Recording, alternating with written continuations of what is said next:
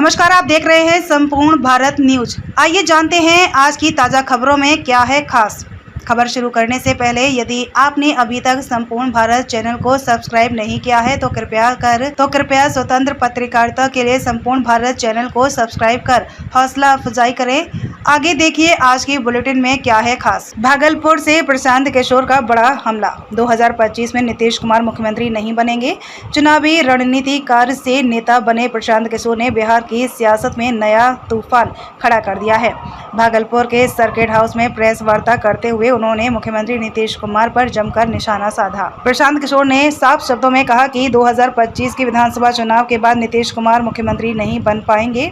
इतना ही नहीं, उन्होंने दावा किया कि वह इस बात को कागज पर लिख कर देने के लिए भी तैयार हैं। नीतीश कुमार के बेटे निशांत कुमार के राजनीति में संभावित प्रवेश पर भी प्रशांत किशोर ने टिप्पणी की। उन्होंने कहा कि निशांत को वह अभी नेता के तौर पर स्वीकार नहीं करते। वहीं पहलगांव में हुए आतंकी हमले पर प्रशांत किशोर ने दुख जताते हुए कहा कि केंद्र सरकार को महज बयान देने से आगे बढ़कर आतंकियों के सफाई के लिए ठोस कार्रवाई करनी चाहिए। प्रशांत किशोर के इन बयानों से बिहार की राजनीति में हलचल तेज हो गई है। दे दो, कल मोदी जी आ रहे हैं और मैं अच्छा किया कि आपने सवाल उठा दिया। अब मोदी जी से आप लोग को एक ही सवाल आपके माध्यम से पूछना चाह रहा हूं कि 2015 में सर आप आए थे, 1,25,000 करोड़ के पैकेज की घोषणा आपने आरा से बिहार के लिए की थी। 2015 के बाद से लगातार दिल्ली में आप ही की सरकार है और बिहार में भी नीतीश और भाजपा की सरकार 10 में 7 साल रही है। तो कृपा करके ये बता दीजिए कि क्या आपने 1,25,000 करोड़ भेजा कि नहीं भेजा। अगर भेजा तो इसका मतलब है कि आप ही की राज्य सरकारों ने उसको लूट लिया, या फिर आपने भेजा ही नहीं। तीसरी तो कोई बात हो नहीं सकती, क्योंकि हम लोग तो कहीं देख नहीं रहे हैं। 1,25,000 करोड़ का पैकेज आपको हमको तो कहीं नहीं दिख रहा है। तो दो ही बात हो सकती है, या तो मोदी जी ने भेजा नहीं, या भेजा तो उन्हीं की राज्य सरकार ने उसको लूट लिया। तो मोदी जी को कल उसका जवाब देना चाहिए। सुनिए जरा, आप आ रहे हैं बिहार में मदद करने के लिए। देश के सबसे गरीब और पिछड़े राज्य बिहार में आप आ रहे हैं जनप्रतिनिधियों से संवाद करने के लिए। उसका खर्चा है सैकड़ों करोड़ रुपया। आप लोग देखे होंगे, सरकारी आदेश जारी किया गया है। जितने पंचायती राज और जनरल एडमिनिस्ट्रेशन से जुड़े हुए लोग हैं, बजाबता इनको टारगेट दिया गया है 200-200, 400-400 बस करके 10 लाख लोगों को इकट्ठा करने का। ये पैसा कौन दे रहा है? ये पैसा आप और हम दे रहे हैं।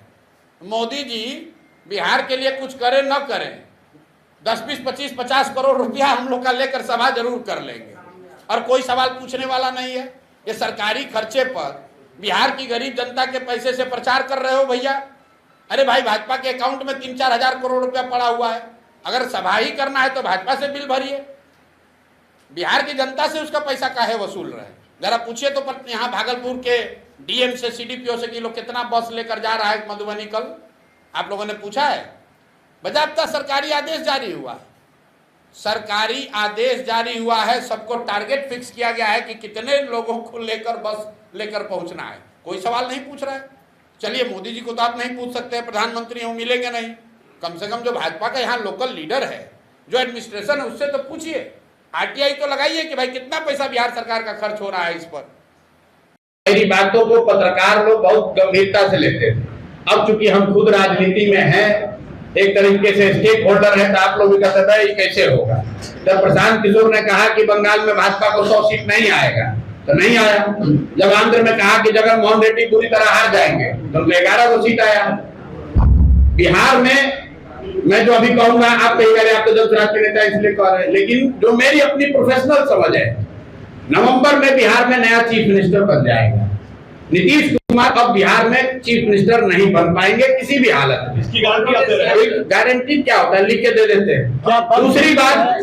दूसरी बात, बिहार में 60% से ज्यादा आबादी बदलाव चाहती है। वो चाहे राजद का सपोर्टर हो, किसी जाति का हो, किसी धर्म का हो, भाजपा का सपोर्टर है, नीतीश का सपोर्टर है, 60% से ज्यादा लोग आंकड़े बता रहे हैं वो बदलाव चाहते हैं। वो लालू नीतीश के इस राज से थक गए। इसका मतलब ये नहीं है कि 60% लोग जनसुराज को चाहते हैं। उस पर विवाद हो सकता है, उस पर अभी जनता को निर्णय लेना है, लेकिन 60% से ज्यादा लोग बिहार में बदलाव चाहते हैं। अब आप कहेगा कम निर्णय लेंगे, तो डेटा और साइंस ये बताता है कि 25% वोटर, याद रखिए इस बात को, करीब करीब 25% वोटर चुनाव के 3 दिन पहले 72 घंटे में निर्णय लेता है। तो आपके हमारे लिए जरूरी है जानना कि बिहार में बहुतायत संख्या में 60% से ज्यादा लोग बदलाव चाहते हैं। अब बदलाव के वाहक के तौर पर जिस पर भी उनका विश्वास बनेगा, जो भी सबसे ईमानदार और सशक्त विकल्प जनता को दिखेगा, वो जीत कर आएगा। एजेंडे में सबसे मजबूत आधार क्या है जो जनता आपको चुनेगी सर?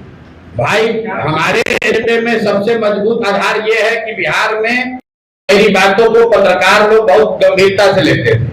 अब चूंकि हम खुद राजनीति में हैं, एक तरीके से स्टेक होल्डर है, तो आप लोग का कहता है ये कैसे होगा। जब प्रशांत किशोर ने कहा कि बंगाल में भाजपा को 100 सीट नहीं आएगा, तो नहीं आया। जब आंध्र में कहा कि जगन मोहन रेड्डी पूरी तरह हार जाएंगे, तो 11 सीट आया। बिहार में मैं जो अभी कहूंगा, आप कहिएगा आप तो जब राज के नेता इसलिए कह रहे हैं, लेकिन जो मेरी अपनी प्रोफेशनल समझ है, नवंबर में बिहार में नया चीफ मिनिस्टर बन जाएगा। नीतीश कुमार अब बिहार में चीफ मिनिस्टर नहीं बन पाएंगे किसी भी हालत में। इसकी गारंटी क्या होता है, लिख के दे देते हैं। दूसरी बात, बिहार में 60% से ज्यादा आबादी बदलाव चाहती है।